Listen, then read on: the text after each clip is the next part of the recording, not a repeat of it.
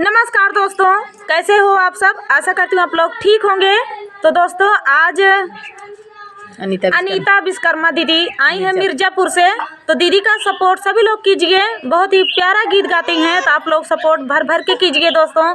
प्रतापगढ़ की धरती पे आई हैं, तो इतनी दूर से आई हैं दोस्तों। आप सभी से हाथ जोड़ के विनती है कि आप लोग सपोर्ट करें, तो दीदी का भी वॉच टाइम बढ़ जाए और दीदी का चैनल मोनो हो जाए। तो देर न करते हुए आज सुनाएंगे चुटकुला उठान गीत। तो चुटकुला उठान गीत है, तो सुनिएगा, बहुत ही प्यारा गीत है। तो देर न करते हुए चलिए सुनाते हैं। आजू मांगना करे जून हो, मांगऊ मोरी ननदी। आजू मांगना करे जून हो, मांगऊ मोरी ननदी।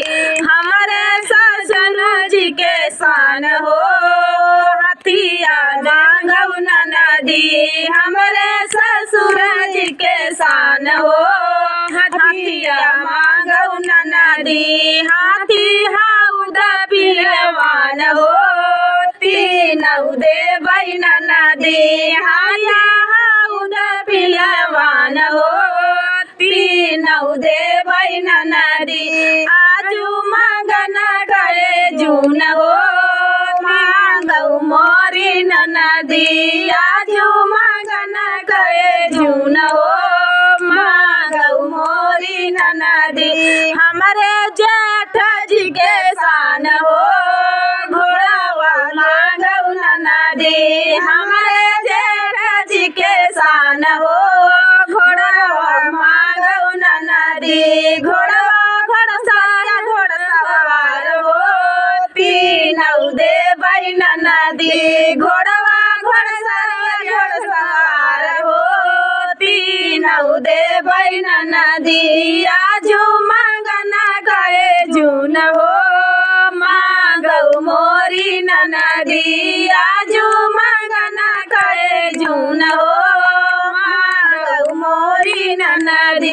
हमारे सजना जी के शान हो, से जिया मांगऊ ननदी। हमारे सजना जी के शान हो, से जिया मांगऊ ननदी। से जरिया सजना हो, तीनऊ देवई ननदी। से जरिया सजना हो, तीनऊ देवई ननदी। आजू मांगना करे जून हो, मांगऊ मोरी ननदी। आजू मांगना करे जून हो, मांगऊ मोरी ननदी। तो दोस्तों ये प्यारा सा गीत चुटकुला उठान गीत आप सभी को कैसा लगा। बहुत ही प्यारा गीत है। तो चलिए दोस्तों मिलते हैं नेक्स्ट वीडियो में। दीदी का सपोर्ट कीजिए, अनीता विश्वकर्मा का। ये दीदी शोभा शिव ब्लॉग इनके चैनल का नाम है, तो आप लोग सर्च करें आएगा। तो चलिए दोस्तों मिलते हैं नेक्स्ट वीडियो में, तब तक के लिए नमस्कार।